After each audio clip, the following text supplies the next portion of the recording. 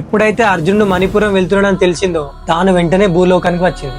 అలా బబ్రువాహనుడు ఉలిచి వల్ల అర్జునుడికి భూలోకంలోనే పాప ప్రక్షాళన జరిగింది. అది తెలిసి అందరూ సంతోషించారు. అర్జునుడు తన వెళ్ళవలసిన సమయం వచ్చిందని చిత్రగంధను ఉలిచిని బబ్రువాహుని అశ్వమేధ యాగానికి ఆహ్వానించి అక్కడి నుండి బయలుదేరాడు. మణిపురం తర్వాత యాగశ్వం రాజగృహ రాజ్యానికి ప్రవేశించింది. అక్కడ జరసంధుడు కుమారుడు మేఘసంధి పాలిస్తున్నాడు. పాండవ దేశంతో అర్జునుడి మీదకి యుద్ధానికి వచ్చాడు. అర్జునుడు వారించి సంధి చేసుకుందామని మైత్రి చేసుకుందామని చెప్పిన మేఘసంధి వినకుండా అర్జునుడితో యుద్ధం చేసి ఓడిపోయాడు. అప్పుడు అర్జునుడితో సంధి చేసుకోవడమే తెలివైన పనని సంధి చేసుకున్నాడు. ఇద్దరు మైత్రిపూర్వకంగా ఒకరినొకరు ఆలింగనం చేసుకున్నారు. అర్జునుడు మళ్లీ బయలుదేరాడు. ఆ తర్వాత వాంగ రాజ్యం, పాండవ రాజ్యం, మ్లేచ్ఛ రాజ్యాలను దాటుకుంటూ హయాంలో చేది రాజ్యానికి వెళ్ళాడు. చేది రాజైన శిరభుడు శిశుపాలుని కుమారుడు. అతను కూడా మొదట అర్జునుడితో యుద్ధం చేసి తర్వాత సంధి చేసుకున్నాడు. అక్కడి నుండి ద్వారకు బయలుదేరాడు. యాదవులందరూ అర్జున్కి స్వాగతం పలికారు. ఆ తర్వాత పాంచాల దేశం దాటి గాంధార దేశం చేరాడు. శకుని కుమారుడు అర్జున్తో కయ్యానికి కాలు దుర్వగా అతన్ని ఓడించి తిరిగి హస్తినాపురం బయలుదేరాడు. హస్తినాపురంలో అర్జునుడు అశ్వమేధ యాగంలో భాగమైన అశ్వరక్షణలో చేసిన జైత్ర యాత్రను పూర్తి చేసుకుని తిరిగి వస్తున్నాడని వర్ధమానం అందింది. ధర్మరాజు భీముని పిలిచి యాగానికి కావాల్సిన పూర్తి పనులను పూర్తి చేయమన్నాడు. భీముడే స్వయంగా యాగశాల నిర్మాణం చేసి అతిథి గృహాలను సిద్ధం చేశాడు. అర్జునుడు రాగానే అందరూ జయధ్వానాలతో అతనికి ఎదురుగా వెళ్లారు. అతిథులలో మొట్టమొదటిగా శిశుపాలుని భార్య వచ్చింది. ధర్మరాజు భేదం లేకుండా ఉచిత రీతిని సత్కరించాడు.